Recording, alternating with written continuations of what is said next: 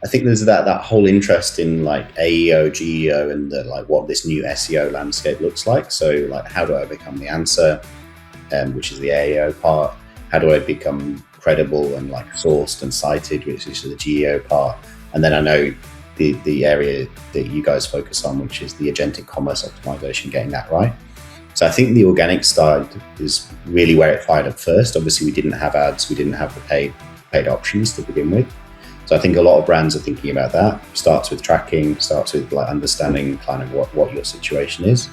And then they're getting into that space where, okay, how do we optimize this? Who do we need to work with? Like, what tools do we need to make sure that's happening? Welcome to the Retail Agentic Podcast, where we explore the intersection of retail, e-commerce, and AI agents, which we call Retail Agentic. Our mission is simple. We are shining a bright light on the new agentic AI shopping megatrend, which will disrupt the trillion-dollar digital retail market. The stakes are high. Google, OpenAI, Microsoft, Perplexity, Amazon, Apple, Meta, and Anthropic are all fighting to be the consumer AI shopping agent winner. There are going to be some tough decisions for online brands and retailers to make. What happens to checkout? How should payments work? Should you continue to invest in retail media networks? What does the world look like when over half of your traffic is not from humans, but from AI agents? These existential questions are the tip of the iceberg. On this podcast, we're talking to industry experts, analysts, and influencers to get answers to these questions, identify trends, and best practices. This is Retail Agentic, your podcast partner in navigating our AI shopping agent future. And now here's your host, Scot Wingo. Welcome to this episode of Retail Agentic. If you're active on LinkedIn, as I am, and you're moderately interested in e-commerce, agentic commerce, or anything that happens in the digital ad world, and the name Roger Dunn will sound at least vaguely familiar to you, or you probably follow him on LinkedIn. Roger is a Brit who lives in Australia, which is a kind of interesting turn of events. He's in Sydney. He's worked at everywhere in the digital ad landscape. So he's worked at a bunch of agencies, including WPP and GroupM. He's worked at some really big brands, most recently Diageo. They are the family of brands in the alcohol beverage category, including Johnnie Walker and many of the top brands in that category. He also publishes the AI Commerce Brief, which you'll see very popular on LinkedIn. I strongly recommend it. It's a LinkedIn newsletter, so I always recommend that to folks. Finally, he has worked, previously he worked at Criteo. I call it Criteo. Most people call it Criteo. I don't know the right way to say that, but one of those things, or one I didn't say. And he recently just joined a Bay Area startup called Thrad, THRAD.ai, as their chief commercial officer. Thrad is a Silicon Valley headquartered startup that focuses on optimizing and managing ads across LLMs. So that's near and dear to our heart as well. My understanding, we'll go into the episode. I want to do more about what they're doing. What is interesting, it was founded by the ex-Perplexity ad leader, Andrea Tortella. So Perplexity hired Andrea to come run their ad group, and then decided that wasn't a focus, and he left to start Thrad. So you've got someone that knows what they're doing, and they have a really great pedigree in this space. And now they've added Roger. I think that really elevates what they're going to be looking at. In this conversation, we go through Roger's background in detail. We learn more about what Thrad's up to and the opportunity they see there at the intersection of AI and ads. And then he answers a bunch of my beginner questions about ads. So if you've been following the podcast, I love to talk to Carrie about this topic. We had Deb on the Debbie on, and she's really understands this. And then now we're adding Roger in here. So I think our future is very clear by what OpenAI is doing and what we're seeing coming out of Google and Meta is we're going to see a lot of different ad formats, and having folks on the pod to help us understand and navigate that is important. So you'll see more content like that here and then coming up. he asked a bunch of my beginner questions. So I always like to kind of come at this because I'm such a e-commerce marketplace person. I have a lot of questions about how a lot of this is asked and how how it works and how people think about it at that level. And then finally, he shares the top questions and advice and answers that he gets from brands because he is a big expert and does consulting around this across the globe. I learned a ton about this opportunity from Roger, and I hope you do too. Here is my conversation with Roger Dunn. Welcome to this episode of Retail Agentic. I'm your host, Scott Wingo, and today our guest is Roger Dunn. If that name sounds familiar to you, Roger is one of the top voices in all things branding and the intersection of ads and AI, and he's been at this for quite a while, so you've probably seen him cross your newsfeed at some point. Today, he is the Chief Commercial Officer for Thrad. Roger, welcome to the show. Yeah, great to be here, Scott. Thanks for having me. Yeah, excited to have you. I think you win. You're live from Australia, so that's great. Where in Australia are you? So down in Sydney, a little beach suburb called Maroubra. So yeah, down by the beach. On the Golden Coast, as they say. Gold Coast is up in Queensland, actually, but yeah, we're down. That's above you. Okay. Yeah, that's north, but a bit more tropical up there. Yeah, at ChannelAdvisor, we had an office in Melbourne, and I got down there. I think it was twice. It may have been once, and it was long. But I went to a show up on the Gold Coast, and then hung out in our Melbourne office for a while. So, and you can't go to Australia without going to Sydney. So I went to Sydney for a brief moment. So definitely want to get back and see more of it. The flight is killer. I'm sure I don't have to tell you about the flight from there to here. You probably have done it many more times than I have. That took a lot out of me. So I'm excited to chat with you. It took us a while to get this coordinated because you were going through some, life job changes and stuff. Let's go back in the past. Tell us, how did you get to where you are today? And I should also mention you write a newsletter that I recommend everyone subscribe to called AI Commerce Brief. If you go to Roger's LinkedIn, we'll link to all this in the show notes. But if you go to his LinkedIn, it's his LinkedIn newsletter. That's how I read it, at least. I'm sure there may be other ways to get into it. But tell us a little bit about the Roger Dunn backstory. Yeah, thanks for the plug on the newsletter as well. That's maybe something that's been around 6 months now. So there's a few additions to look at. But yeah, no, my story, I guess, from the UK originally. So grew up there, worked in London for a few years, and then I've been out in Australia maybe 17, 18 now. So I guess I would divide it up into kind of the first 10 years were agency side. So at Mediacom, GroupM, WPP. Ended up launching the GroupM commerce function, which was like our e-com consultancy and the interface for retail media as it was starting out there. Then we were on the edge of our seat waiting for Amazon to arrive in 2017, 2018, when the ads business launched. So we were getting clients ready for that. And then post that agency experience, I moved over into a bit more of the tech world. So I launched the Criteo retail media business over here for a couple of years. And had been consulting, I guess, in my own world for a few different places like Ubiquity, and worked for a time at Epsilon, which is another player in the retail media space. And then the last couple of years have been brand side. So at Diageo, which was obviously a great business with great brands. So big Johnnie Walker, Guinness, Bailey's, some of those big liquor brands. And that was a global role heading up the retail media program and function. Which was great. Obviously had a good view into a few different markets, seeing how things work. Liquor itself is quite varied by markets based on regulations. So it gives you a few things to look at from a retail media perspective as well. And then obviously more recently, as you know, and mentioned earlier, moved over into the sort of AI world proper, having been writing about it a little bit with the newsletter. Definitely obviously see it as a space for the future and a lot of interesting things happening quite quickly in the AI world. And Thrad is a business that basically enables ads in LLMs. So think ChatGPT ads, but for everyone else. So it's the infrastructure to enable that. And as we know, those tokens do cost a few dollars. So I think many of the companies are going to be looking to monetize, and subscriptions will be part of it. But I think advertising as a key revenue stream for them is an important one as well. So that's the space we're in and looking to build out. What really drew you into this retail media world? So you've got a lot of my A lot of my e-commerce buddies hang out in this part of the world. We've had Kiri on the pod several times, and I'm sure you know her. And Andrew.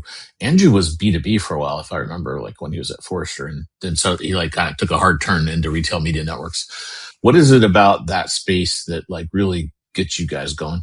Yeah, so I think retail media, if you think about it from a brand's perspective, it is kind of this nirvana of marketing, right? So you can reach people right at the point of purchase. You can serve them up an ad, just about directing where they're going to buy that product, or maybe introducing a new product to them in certain scenarios, and then you can close the loop. So you can actually track that impression or that exposure in a marketing sense all the way through to a purchase and know that it worked or it didn't. And I guess the other thing is just the flexibility of it as well. It's probably started out a little bit more as a performance angle, but it's gradually moved up the funnel, and we can apply that retailer data and that retailer targeting across pretty much any digital channel now. So it becomes quite a compelling offer in whole. So yeah, and it's obviously been like a huge growth driver as well for the past decade or more even. So it's been a good space to be in terms of where the attention of the industry has been, where the growth has been, and I guess quite a lot of the innovation as well as retailers now make this transition to becoming publishers or media owners, let's say. Tell us a little bit more about Thrad. So is it like an agency? Is it a technology platform? And you must believe that the answer engines are going to be a big player in the ad space. So what led you to kind of start? It feels like you're kind of jumping out of the retail media network, or like maybe I believe that what I call agentic commerce. We could talk about our definitions there. We should do that in a minute. But I think it's basically the next generation of marketplaces. So that was what was appealing to me. It was kind of like we kind of reached a peak in marketplaces, and then now I think we can really level up with agentic commerce. What's going on? With your view there. Well, yeah, I guess firstly with Thrad, it's definitely a tech startup. So it's the ad infrastructure. If you think like the SSP, the DSP, the supply side tool and the demand side tool for enabling ads in AI. And if we get more specific, what does that mean? So AI is obviously those general conversational chatbots like ChatGPT, but there are many others of them where you can have any conversation pretty much about any topic. So shopping could be one of them, but it could be any topic that is interesting to an advertiser, and we can insert and work with that publisher to put ads that are contextually relevant to the conversation happening above. They're obviously clearly separate from the organic conversation, but they'll target that and be relevant to that conversation. But then there are vertical agents and vertical kind of AI use cases as well. So that might be a medical site, might be a legal site, but retailers obviously are another vertical that is really important as well. And we see a huge opportunity there. We've seen ads in Rufus, now Alexa, in Sparky, and I guess every other retailer has the opportunity to, create that as a monetizable space and surface. And as you know, like having followed a lot of your work as well, we know that the experience of people shopping on retailer sites is changing. Like people are en masse are being trained to use LLMs to query things and find products and compare prices and do all of that good stuff around shopping. So if they get to a retailer site and all they've got is a drop-down taxonomy maybe certain filters that you can use, that's not going to be enough anymore. They're going to need to have a conversational interface for people to find products. And therefore, that's an important entry point. It's like where the retail media business of these retailers is now going to sit as a key surface. So I think that's really exciting for retailers, because actually it means that they've got a new surface to own. It's literally net new, and high efficacy in terms of advertising and the ability for shoppers to find products. So a great spot to put those brand ads in. And will Thrad be on the supply side, demand side, or you'll have solutions for both? Both. So we've got the supply side, we've got the infrastructure to help create those ads and create the monetization for retailers alongside any other LLM interfaces or chatbots. But we also have a self-serve platform. So you can go on our website, there's a button at the middle of the homepage. You can click through, set up an account and actually buy advertising across the existing inventory as it stands today. And the good thing about that actually is obviously ChatGPT is launching. That's building a lot of momentum in this space. So brands are looking at that. They're allocating budgets. They're thinking this is an important platform, which it is.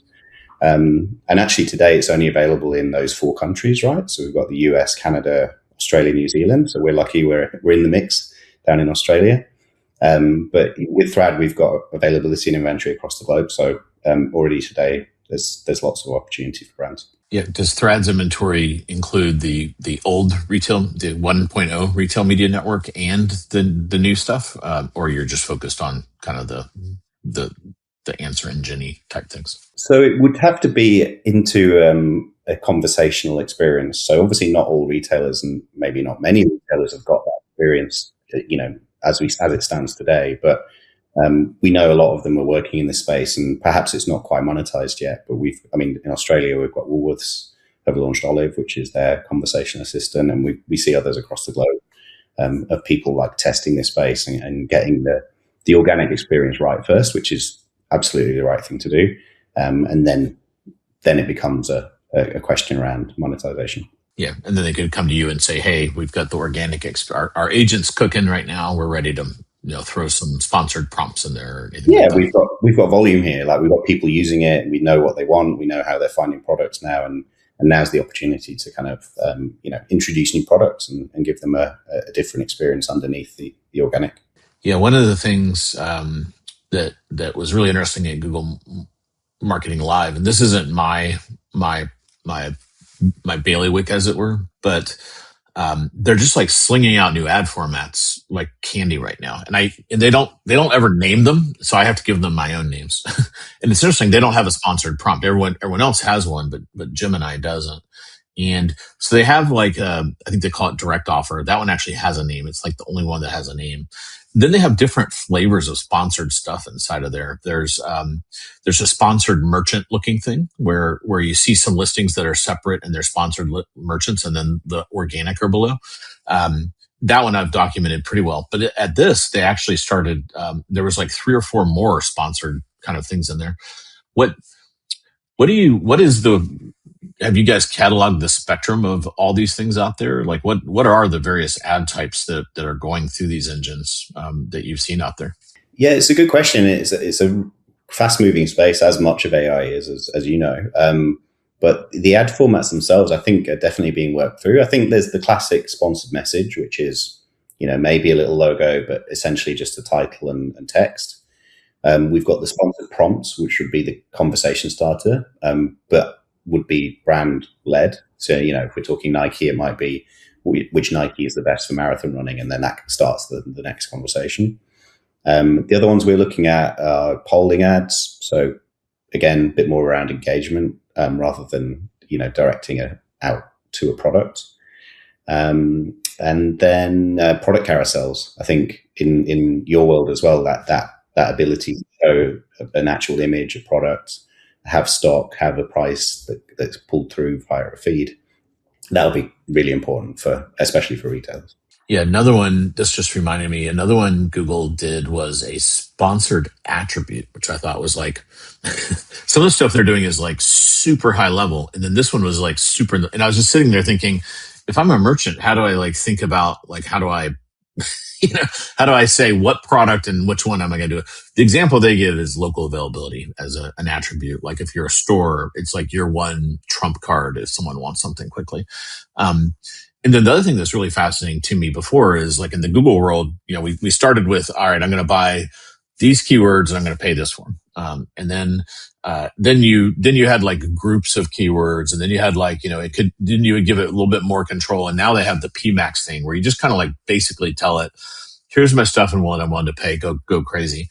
And it seems like in this world it's going to be a lot of that where you're just going to kind of tell it, for our audience, it is mostly retailers that have physical products in a catalog. You're going to kind of give it your catalog and say, for this family of SKUs or for this SKU, I am willing to pay this, and it may be expressed as a ROAS or a percentage of sales. I think that's going to be interesting too. In my world of marketplaces, we always look at it as a percent of sales, but in your world, it's all ROAS. So It'll be interesting. I have a feeling it will end up at ROAS, but you can kind of convert between the two easily, obviously. And yeah, do you have a point of view of like, is this all going to be like just a bidding engine and a ROAS target, and these sites will just kind of go to town and figure it out for you? It's interesting, isn't it? Because there's different ways to come at this from depending on like what type of business you are. But I think from our perspective, we're trying to be AI native in the sense that the inputs that we would put into a campaign would be, we put the URL that you're driving to. And actually what we do is we go and visit that URL and grab keywords, grab information from there that then inform the targeting. You can upload a brief, and obviously we use AI to sort of analyze that full brief and take out the key elements. And then you can actually just prompt it as well. So you can actually direct it as this type of campaign is going to achieve this, and this is what we're aiming for. And then that all pulls through to have some classic keyword targeting, some prompt targeting, and then some persona targeting. And it's building all of those from those inputs. So we're definitely like applying AI in the sense to kind of create that targeting and build the bridge to what we're then targeting in the conversation. So it's, we're trying to turn the tool on itself and like make sure that's doing the hard work for us here, because there is a lot to parse and process in all of that. And the complexity of a conversation is obviously, where the machine learning comes in and creates the matching. And then personas are interesting to me because, we did a lot of work at Channelizer with Best Buy, and their personas were like super old school, and they were like Sally the soccer mom, and they had like a profile for them. I think you're talking about, like, when you say personas, what are some examples? Is this like a demographic persona, or like where they are in the funnel, or like how, or does the customer just define their personas and you can work through that? All of the above would be inputs, but it would be a lot more specific around that particular product and campaign. So it would be, yes, it would start maybe with some age if you have that in your brief. It might start with some product and category related things like tech forward and, shopping in a particular area. Or it might be a beauty category where you're talking particular, needs for dry skin and a certain serum that you need. So it's creating those personas that sit like really close to what the product is actually delivering for that customer. So yeah, they can be quite diverse. They can be quite kind of different depending on what your objective is as well. So yeah, that's the gist of it. But they are created dynamically, so they'll just pull through from the kind of source material. Is it have you guys? Are you running enough ads on ChatGPT? Are there any interesting learnings you can share, or too early, or also it's fair to say don't want to, but because I read a lot about it online, and there's a camp of people that say, "Oh my God, it's a total failure. It's a hot mess. It's too expensive, and I'm getting no traffic." Then I see SimilarWeb just did a thing, and they're like, "It actually is better than paid search." Because it's comparable in price, but it's converting a lot higher. And they had some data that said it's actually steering the direction, like it'll actually steer a conversation to your product. And it's got a demand gen bent to it. So it's weird. It kind of like, they said it kind of bifurcates into super bottom of the funnel, but you can also start steering demand pretty interestingly in it. So I can't figure out, the bookends and everything in the AI world are just insanely, like, it's like a flat surface from like, it's a disaster to like, it's the best thing since sliced bread. So what are you guys seeing? We're pretty transparent on it. I actually did a demo of our OpenAI account on LinkedIn. So we walked through like how to set up a campaign and had a look at the numbers. So we're seeing, in terms of our campaign, at least, I think the CPC we're seeing is between $1 and $5. Maybe $1 and $3 is like the core range. So, relatively competitive depending on which category you're in. I think obviously with ours, we're testing out a few creative aspects. And I think creative is actually a point where you make a bit of differentiation, because the machine's so good at doing the matching and the context kind of targeting, if you like. Where this human skill comes in is actually creating the different ad groups and thinking about what creative you're going to go after. So we found human faces, like, our team being on the ads and the little logo worked better than having just the logo, say. So that human aspect of the actual creative itself kind of worked quite well. But yeah, I mean, I see this space. It's It's a tricky one because it is, I mean, that's my definition of agentic commerce is like, it's not just the robot doing everything at the end to deliver a conversion. It's actually how does AI influence every stage of that journey? So from discovery to comparison to price comparison to kind of synthesizing reviews, all of those key stages where it can help a shopper becomes part of the definition in my head, at least. And so it's like saying in 2005, like how was Google influencing the shopper journey? Well, we had that final click, and that was a good ROAS on that particular last click attribution. But people are doing product discovery way further up the funnel through Google, and like, do you count that as search? Yeah, of course you do. So it's that influence all the way through the journey, and it's like, where do you draw the Venn diagram to kind of measure success? Really, it does have to be quite a broad one, I think. Thanks for that little journey into the ad world. I think that's not our core focus, but I find that it's going to be really fascinating because these worlds are going to squish together and they'll be inseparable. Just kind of like how retail media networks has as well from marketplaces. They're peanut butter and jelly, and if that's or what is it, Vegemite and honey? Like, what's Vegemite eaten with? Just Vegemite by itself. Maybe. You're from the UK, so you probably understand that. I think it's important as well. I think products like, if you think about how ChatGPT is going down the route with apps now rather than the instant checkout, that can only be a success if it's paired with advertising, because to get people into those stores and the apps that retailers are creating, I think there's going to be a moment where you want to invest in ads to drive it. So I think there's moments where these things really do come together, to your point, like it's going to become, a crucial partnership.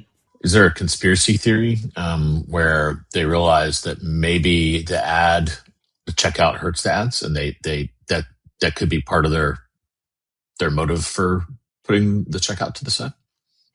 Actually, I haven't thought about that until you said it that way. I'm sure they're looking at running the numbers, right? So they're on this scaling journey for their ad business. They've made some big calls in terms of where it's going to be in 2, 3, 5 years. So I think they do need to look at what's going to scale, the most rapidly for them. So it'll be an interesting one to watch.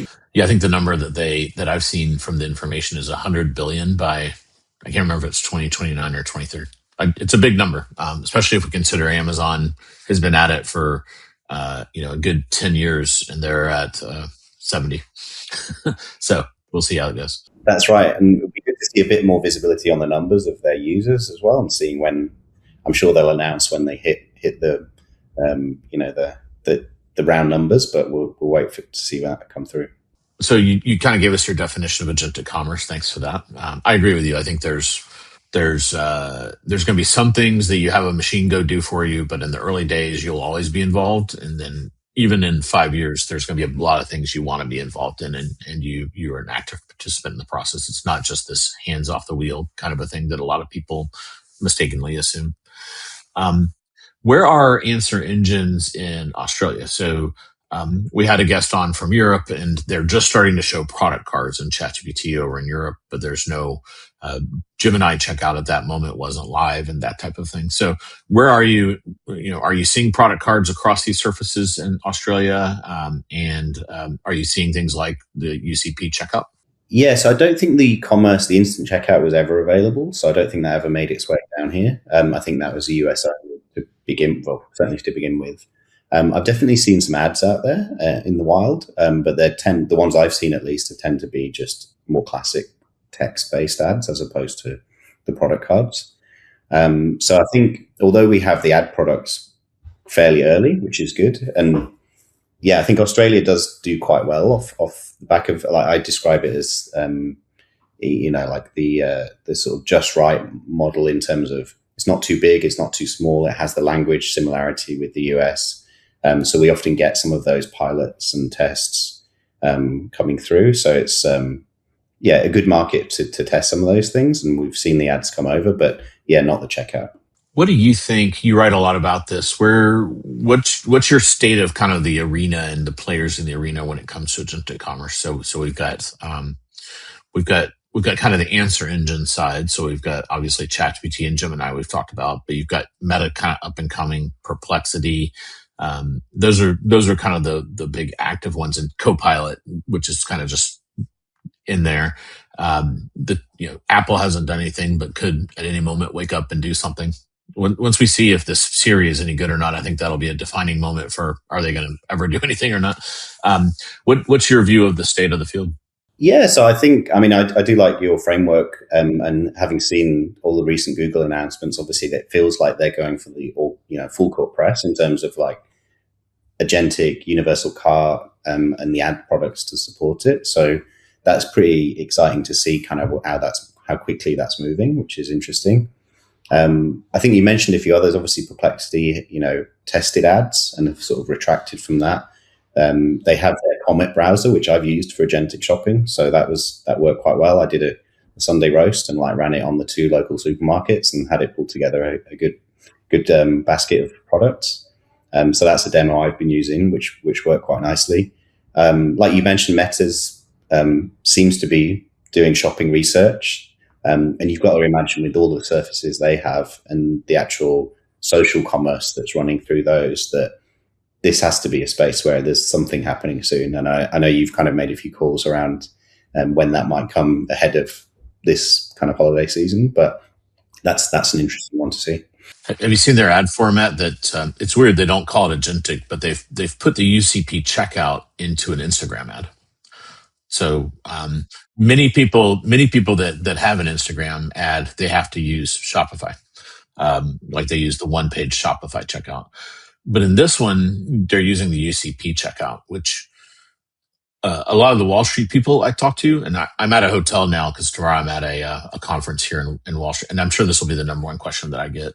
A lot of people are really worried about Shopify because Shopify, like an unusually large amount of Shopify's revenue comes from that chain that I just described. Some ad running on either a TikTok or usually a reel of some kind, or an Instagram static ad, and they're the checkout, and then they collect their little percentage there. That's relatively high margin for them at scale. So I think a lot of people are starting to think, well, it never made sense to me that Facebook wouldn't want that. But I think now that there's a play there. UCP has basically given it to them on a silver platter, which is kind of interesting. You may not have even seen the ad. So yeah. It's interesting to see Shopify. I mean, they are all in on agentic as well, from internal tools to like internal business processes, even to I think the last earnings call, they were releasing some really impressive numbers around conversion rates and the number of the actual sales coming from an LLM and through the sort of AI channels, if you like, through to their stores. So yeah, definitely one to watch. And they're in a position where they do have so many merchants like across their network that they always have a play, and it's always going to be at scale if they go quickly, because they can sort of marshal all of those into one platform. That's some of the answer engines. Any other ones you want to throw in the mix? Any answer engines in Australia? Like Australia is interesting because your local retailers are usually, this is back in 10 years ago, so this may have changed. So fact check me on this. They were like really slow to do stuff. Like they were like years behind marketplaces. But at the same time, Australians get Amazon, which is wild because it's like out there ahead. And then you have all the mostly, but I'll call them the APAC, marketplaces. But of course, the Chinese marketplaces, like the Alibaba family, is like crazy popular there as well. So you have this like really weird mix of kind of like the U.S. stuff's in the middle, the local stuff's kind of slower, and then the mainland Asian are just like insanely pushing the limits. So you have like this really wide boundaries of experience as a buyer of things in Australia. Is that kind of how it is now? And does that mean like you're getting like the Quinn models and the DeepSeeks being used pretty heavily there, and even like Alibaba's, I can't remember the name of.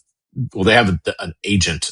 They have like 1,000 things at Alibaba. Are those popular? Yeah, so I guess I think your kind of take isn't too far off the truth in terms of like where it stands today. But I describe Australia as a bit of a duopoly market. So usually in every vertical, there's a couple of big players. We've got Coles and Woolies, or Harvey Norman and JB Hi-Fi. And at the top end of town, they usually are pushing ahead in terms of like, if we think about where retail media is, they're big businesses and they're the ones that have led that. I think it's when you get down to the second or third tier size retailers where it's a bit bigger lift, and I think they've been a little bit slower in terms of things like retail media, and I would probably transfer that over to some of the agentic and AI opportunities. But yeah, we're seeing a few retailers having their own sort of chat interfaces on site, so that's there. And you're right, we do have that APAC influence. I would say more like Temu and Shein. They're kind of the ones that are talked about more in the sort of industry as, you know, threats to the kind of local landscape in terms of their scale and pricing. Obviously, very sharp. I would say, in terms of like what consumers are using and what, you know, the businesses are working with in terms of LLMs, is probably more the US ones. I would say, having looked at reports, I know Australia indexed quite highly in the Claude and Anthropic report in terms of usage. GPT is pretty high, and Australians are always like very tech forward. Like, it's high Apple dominated market in terms of mobile, and, you know, always on the front foot in terms of technology. So I think they're, you know, following along in terms of like the platforms that are available in the US. There's a few conversations around sovereign AI, as there are in some of the European markets as well. Still fairly nascent though. Do you think Anthropic / Claude gets involved in this at all? I know they explicitly made fun of ChatGPT doing ads. Did you see those? How did those make you feel being an ad guy? Yeah, I think I saw you share one actually. I think that's where it came from when the Super Bowl ads came out. And look, I thought they were pretty funny and like a good dig at ChatGPT. I think it'd be a real backstep if they started doing advertising, but that doesn't preclude them from doing, say, a affiliate type commission. If that was their business model, you could argue that's not advertising. Well, it's not straightforward advertising in the same way. So I think there's a route to e-commerce for Anthropic, but it does feel like they're going after that enterprise sort of angle a lot harder than the consumer angle. So I guess maybe that does lend itself to a slightly different model. Yeah, I know they've been at shows. They were at NRF and Shop Talk in these super hard to get into meetings. I tried and was not allowed. I know they're meeting with retailers about something. Now, it could be, to your point, it could be more what I would call back end kind of stuff versus our front end world. And that's my suspicion, is maybe they have a really cool pricing optimization engine, or maybe they're just pitching them on building it, or, you know, and then they also have this or having them come in and build it for you. That could be what it is, but it's unusual that they're at meeting with so many retailers. I just makes my spidey sense tingle. We'll see. Yeah, I haven't heard any retail specific sort of insights, but I know they both, Anthropic and OpenAI, have offices in Sydney, so they're employing and like hiring people locally. So there is a commitment to the market. So we'll see. It's interesting that they're already in Australia. Yeah. Okay, and then you mentioned some of the vertical shopping engines. They've had traction here in the U.S. raising capital, and the biggest ones are like Daydream. There's one that has a China connection called Jinsbo. They tend to be in the apparel vertical for whatever reason. Have those gotten traction in Australia, or is there another set of verticals, any local verticals that you kind of run across?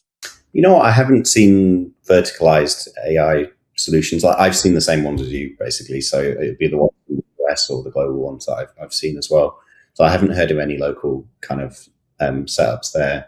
But yeah, Bunnings is another one, which is just local, like it's the Home Depot equivalent over here.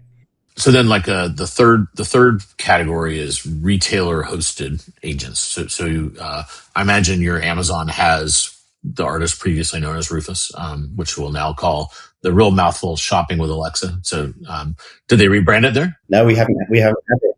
So I can go on the US site and play around with it there, and I have an account in the US, but in Australia it hasn't actually launched yet. So I know that I'm sure it's coming possibly even this year, but no news yet in terms of when that's coming. I guess they're maybe waiting for that Alexa rebrand, and then they can go all out with the new look, but we'll see.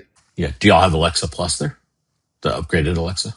Well, I guess it's available on the website just because it's available anywhere on that site. I mean, my Alexa does all the new devices in the US have it shipped. You have to kind of get a new Alexa. I don't think there's some, if it has a screen, I think it's backwards compatible, but an old speaker doesn't have it. Yeah. So I mean, I haven't bought a new one for a little while, so mine's still, unfortunately, the the B class of Alexa. Good news. This is an exciting opportunity for you to get a new one. Yeah, that's right. It's weird how that works. Well, Prime Day, maybe give myself a gift. Yeah. There you go. And then, so you mentioned, was it Woolworths that has one? What, tell us about their agent. What's, is it, how would, what's the Roger score on it? Is it pretty good? Woolworths has Olive, which is their kind of customer assistant and chatbot. We've got Bunnings. I think it's called Buddy now, which is another one. I think there's ASOS, so a clothing one. But yeah, the Buddy one, for example, is because it's Bunnings, which is Home Depot, like DIY and home kind of products. That one's more around, they're trying to obviously address projects. So you go in, you can chat to it about projects, and then it'll start giving you recommendations around the different products that will be relevant for that project. So I guess it makes sense for that category. I know Coles have sort of aligned themselves with ChatGPT and OpenAI, but we haven't seen the sort of chat interface come through yet. But you've got to imagine they'll be working on one. And then, yeah, like Olive, I think I would say it's very early days. I don't think they're like a key part of the shopping journey at this point. I think there's a lot of experimentation and playing around with them at this stage. Yeah. Do you know what Olive is based on? Because what we're finding is they're typically based on either Gemini or OpenAI or Anthropic here in the US. So those are the three models. There's more models out there, but those three seem to be the ones that retailers are building their internal agents on top of, and then they latch on their own system prompt, so it has their personality, and then they also will obviously have to put in their product database, which is that's the hard part, and that's where I think Walmart is a bit behind. Amazon seems to have gotten there first on having a pretty good ability to get their product catalog in there. But they started with such a good product catalog that I think it helped a lot. Yeah, and I guess they're fully integrated right through AWS and everything. Yeah, I think Woolworths is built on the Google stack, I'd imagine, because that's kind of where they're more at. And how about Bunnings? Bunnings, not sure, actually. I haven't checked that one. We'll have to ask it. Yeah. So, yeah, we can... Sometimes you can just ask them. You can kind of say, hey, what's your underlying model? And it'll tell you. Other times you can tell it, they all will answer, when does your training data end? And you can kind of use that from that point in time to kind of like figure out what model they're using. A little pro tip for you. That's how we reverse engineers these things. Yeah. Got it. Right. Yeah. That's not. So you also spend a fair amount of time helping brands think through all these things. What are the top questions you're getting these days from brands? Obviously a lot around advertising, because that's where your jam is. But even then, what are the top 5 things people ask Roger? I think there's that whole interest in like AEO, GEO, and what this new SEO landscape looks like. So like, how do I become the answer, which is the AEO part? How do I become credible and like sourced and cited, which is the GEO part? And then I know the area that you guys focus on, which is the agentic commerce optimization, getting that right. So I think the organic side is really where it fired up first. Obviously, we didn't have ads. We didn't have the paid options to begin with. So I think a lot of brands are thinking about that. Starts with tracking, starts with like understanding kind of what your situation is. And then they're getting into that space where, yeah, okay, how do we optimize this? Who do we need to work with? Like, what tools do we need to make sure that's happening? I think ads are definitely becoming now, again, like we mentioned earlier, because OpenAI is doing it, that creates this new category. It's like a new big tech player that's moving into advertising. So that creates a need for like agencies to look at it, for big brands to think about it, to allocate budgets towards it. So that becomes now a very meaningful space where a lot of brands are trying to upskill. And the decision is around like, where does this sit as well? Is this, in my conversation, it feels like it sits more with performance teams and like maybe even search teams. And like, let's just test a sliver of this budget and see how it works. But as we sort of talked about earlier, it's like, this is probably bigger than that. Like, it's further up the funnel. It's like having a different influence in many different areas. But if you're going to buy it on a CPC, cost per click, then I guess typically it will sit alongside those other biddable budgets like Meta, like Google, and others that are sort of comparable skill sets, if nothing else, that the people looking after it will need to do. So I think that's interesting. And then, yeah, depending, I guess, where you are in the market as well. So if you're a retailer, I think you are looking at like, how do I give customers what they used to now in terms of these interfaces to have a conversational moment? Like, we want to come in and spearfish something very quickly. So we want to define exactly what we want and find that product. Or B, we want to have quite a lengthy conversation, but really work out the nuts and bolts of like, what is this? What is the best product for this need? Like, how does it compare against these three other things that I was looking at? Is it compatible with X? Like, all of these great questions that you would normally talk to a store associate about if you're in the shop. Now you can have like what is a reasonable and meaningful conversation around this through the chat interface. So I think retailers are definitely taking that seriously because, yeah, like I said, I don't think people want a massive drop-down menu and like a taxonomy to navigate anymore. They actually want to just get in there and find the product they want. So yeah, I think they're probably the key areas for now. And then I guess the other thing is just like, how does AI get integrated internally at a lot of these businesses? Because that's where perhaps there are things that rightfully should slow things down a little bit, because you want to get that right. You want to work with the right partner. And there is some setup and like process to get your information into this owned brain of yours in terms of a company, like assets around what's your brand positioning, like what's your guidelines, like all of the rules and regulations around your industry potentially. That needs to be set up first. And I'm sure there's a lot of work happening in that space, just in terms of getting your data in a good ship-shape position to be useful. You probably get a lot of CPG brands just because of your background. So if a well-known CPG came to you and said, Roger, what should we do with ChatGPT ads? Would you say like do a test budget and start at the performance piece and then kind of like experiment in a couple areas? Like what would you guide them? Like how, then they'll ask you like, well, how much should a test budget be? Can it be like, 10,000 a month? Does it have to be 100? Like what are like, help frame this a little bit more tactically. Yeah, so I think you should start small, but start. I think that's the key thing, because there's so much to learn in this space in terms of what's going to work and how it works. And as we talked about, there's people are doing such a diverse range of exploration and product comparison and shopping within these platforms that there are probably a few different spaces where, as a brand, you might want to show up, from sort of general conversations and discovery all the way through to like very pointy questions around price and having a good offer in that space. So I think, yeah, typically we'd start small, like 10 to 20,000, in a particular market, and start learning from kind of the results you're getting through.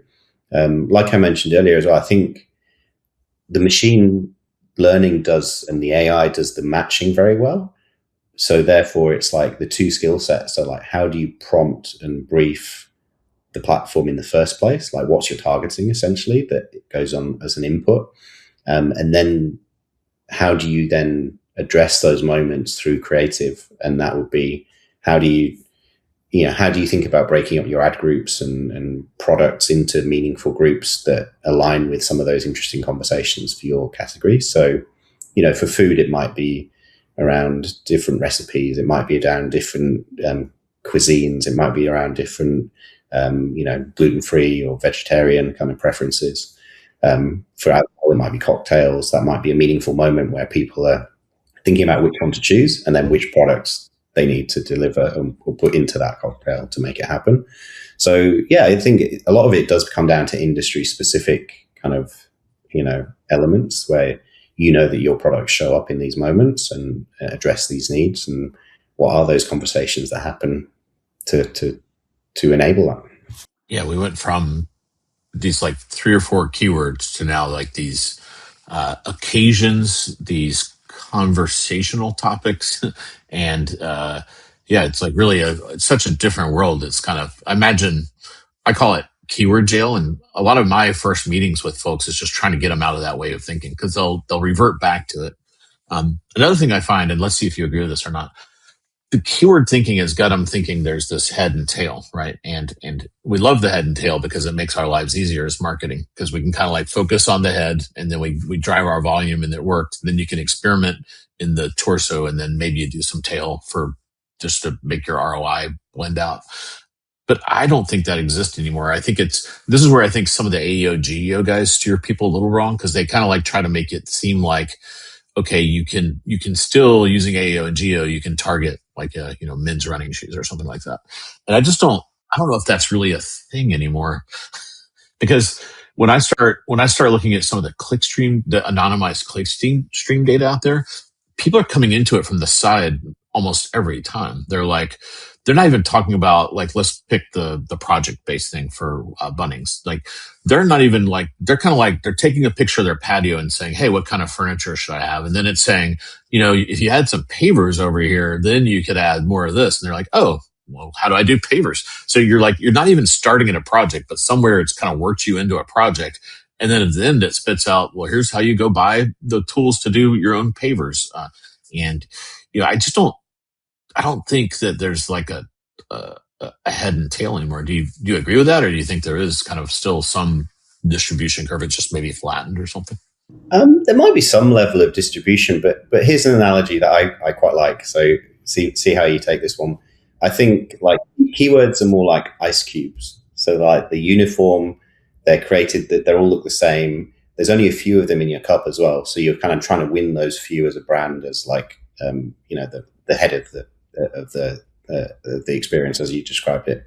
But then prompts are a lot more like snowflakes. So they're everyone is unique, no two the same, and there's it's like complexity at scale, and there's many layers of them as well over the snowfalls, right? So you've got a prompt here, and you've got a full conversation happening, and that is what's unlocking all of those, I guess, what we would have called long tail opportunities. So each prompt's unique. So you've got all of these very specific things people are talking about. And that's the opportunity for a product to be inserted and go, okay, well, I've got the perfect thing for you. You don't need to worry about winning that one keyword for sneakers or trainers or running shoes. It's like we can actually be very, very specific, which is that the uniqueness of the snowflake in the analogy is like this particular prompt is answered by this one product. And that's a great opportunity. So, but not just for the long tail brands, even for big brands who have a big catalog. Like we've got products now that we can really address to a need in a much more direct way and have a meaningful kind of product and hopefully a better outcome in terms of sales. Yeah, I really like that. Okay, so I agree with you 100%. And then the other thing I hear is we see this in our data. We're starting to rank some of the retailers across dimensions we think that you should be paying attention to. And what's interesting is a lot of the folks that spit out are the challenger brand. The big guys they'll always have a place, right? Because they have so much brand credit out there and authenticity with the engines. They just kind of like are obviously going to be a direction that you get steered. Like if you're not going to, Nike's not going to do much to improve their chances of showing up for men's running shoes or any running shoes or any athletic stuff. But if you're a challenger brand, it's also interesting because you know the way challenger brands have to work is if you've got these horizontal players out there, you have to like pick one little battle and get a wedge. But now they can actually insert themselves into the wedge because in the ice cube world, you had no chance of becoming one of the ice cubes, right? But in the snowflake world, you can find your little set of 10 snowflakes where people were like, I have wide feet and I run marathons. Whatever that weird wedge is, this niche that you have to kind of start with, you can find your niche a lot easier now. And so we see people that have like lots of inventory, and then also it's going to be really interesting. There's still a lot of people at the big ones, but it does open up a little gap for people with lots of inventory to get in there, like the Etsy's of the world and those types of people. And then the people that have, that are challenger brands that have something pretty specific they're doing. We see some really interesting data coming out of that. Yeah, definitely. I think that's the world. But and like you mentioned, it doesn't negate the fact that having a strong brand is like a multiplier. So if you're answering one of those niches and someone recognizes you and you're famous to them in terms of a brand, that's a win as well. So I think that's the key point. And then the other one is, I guess, more of the GEO angle where yeah, this is what people recommend in chat groups and like runners circles, and like, there's that authenticity that this is the right product for me as well. So famous brand, good kind of word of mouth and referrals, and you're answering like a specific niche that that person is looking for, and then you're sort of ticking all the boxes, right? And that's probably where you want to be as a brand. Roger, really appreciate this. Learned a ton from the conversation. I always love talking to my ad knowledgeable friends because it helps me move my knowledge a little bit deeper into your space, which is always helpful. Because again, I think these worlds are all going to get squished together, and we'll all be talking about a lot of the same things. Because at some point, you'll need a product catalog to tie into what you guys are doing, and it'll all squish together, which is kind of what happened in the old Amazon world. If people want to, you mentioned that you've been posting some videos and things. Do you have a YouTube channel, or is I primarily I anchor onto you on LinkedIn? Is that kind of the best place, or do you have other places you publish content? Yeah, I think LinkedIn's the best place. So that houses most of my posts on a regular basis, and we've got the AI brief newsletter that's on the homepage as well, so on the profile page. So yeah, just hit me up there, and obviously if you want to reach out, always happy to have a chat and talk shop, let's say, around retail media or ads in AI. Well, thanks for coming on. Really appreciate it, and happy agentic commerce. Yeah, thanks, Scott. Great to be here. Follow, rate, and share to stay up to date with Retailgenic, your guide to the future of AI shopping agents.